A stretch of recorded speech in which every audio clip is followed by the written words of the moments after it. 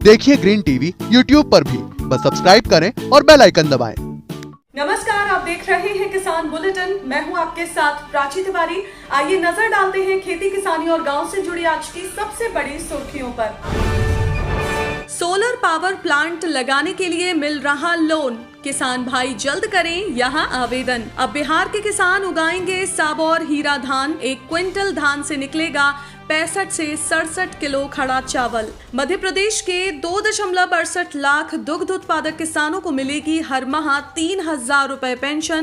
55 से 200 रुपए तक भरना होगा प्रीमियम।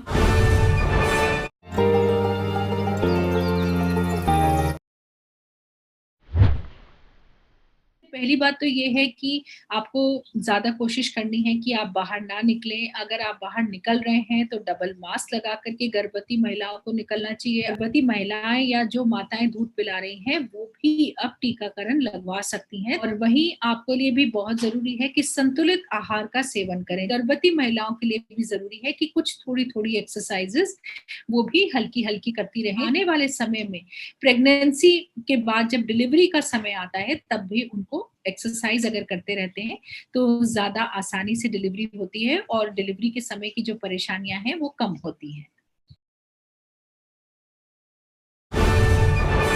पीएम कुसुम योजना के तहत जहां किसान एक तरफ अपने खेतों में सोलर पैनल और पंप लगाकर खेतों की सिंचाई कर सकते हैं, तो वहीं इससे बनने वाली बिजली को बेचकर अतिरिक्त आमदनी भी कमा सकते हैं। इसी कड़ी में अब झारखंड के किसानों तक योजना का लाभ पहुंचाने के लिए नाबार्ड और केनरा बैंक ने लोन देने का भी ऐलान किया है। दरअसल राज्य में इसके पहले चरण के तहत 50 मेगावाट और ऊर्जा का उत्पादन करने का लक्ष्य रखा गया है, जिसके लिए अभी तक राज्य के 65 किसानों ने आवेदन किया है। जानकारी के लिए बता दें कि इन आवेदन के आधार पर झारखंड बिजली वितरण निगम का कहना है कि अब तक निगम के पास लगभग 400 एकड़ भूमि पर फार्म लगाने के लिए आवेदन आ चुके हैं। इतनी भूमि पर कम से कम 80 मेगावाट सौर ऊर्जा का उत्पादन किया जा सकता है। वहीं योजना के तहत किसानों से बिजली खरीदने के लिए संस्थान द्वारा करीब 25 साल तक का कॉन्ट्रैक्ट साइन किया जाएगा। इसके तहत निगम बिजली खरीदने के लिए पावर परचेज एग्रीमेंट करेगा, जो कि बैंक के लिए गारंटी का काम करेगा। इस तरह बैंकों द्वारा किसानों को सोलर प्लांट लगाने के लिए दी गई राशि सुरक्षित रहेगी।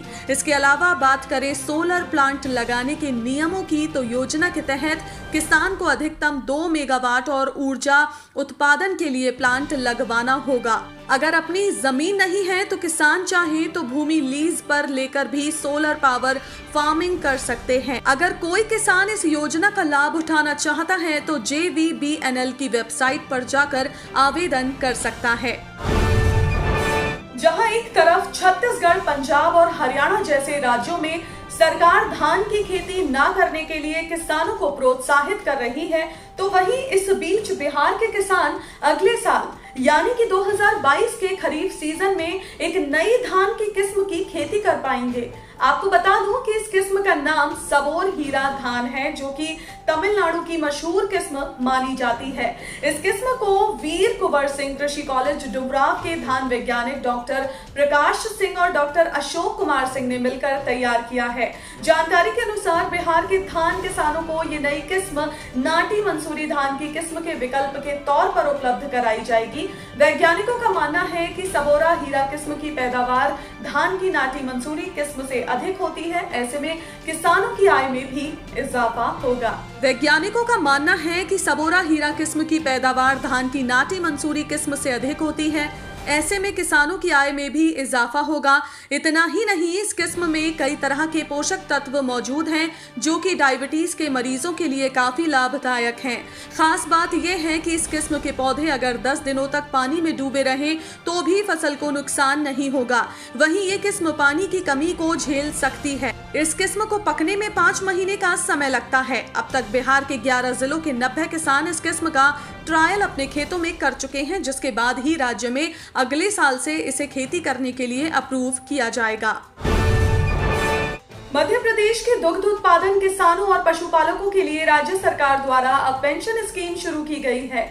योजना के तहत अब राज्य के तकरीबन 2.68 लाख दूध बेचने वाले किसानों को हर महीने 3,000 रुपए पेंशन के तौर पर दिए जाएंगे। हालांकि इस योजना का लाभ लेने के लिए किसानों को किसान पेंशन योजना की ही तर्ज पर हर महीने 55 से 200 रुपए का प्रीमियम भरना होगा। वहीं राज्य सरकार द्वारा भी अपनी तरफ से इतनी ही राशि का प्रीमियम भरा जाएगा। इसके बाद 60 साल की उम्र होने पर किसानों को हर महीने 3,000 रुपए पेंशन के तौर पर मिलना शुरू हो जाएंगे। जरूरी बात यह है कि योजना के तहत केवल सहकारी दुग्ध उत्पादक समितियों में दूध बेचने वाले किसान ही पात्र होंगे। प्रदेश में पहली बार दूध बेचने वाले किसानों को पेंशन मिलेगी। Madhya Pradesh cooperative dairy federation ने किसानों की जानकारी मंगवा ली है। उन्हें सहमति के आधार पर पेंशन के लिए पंजीकृत किया जा रहा है।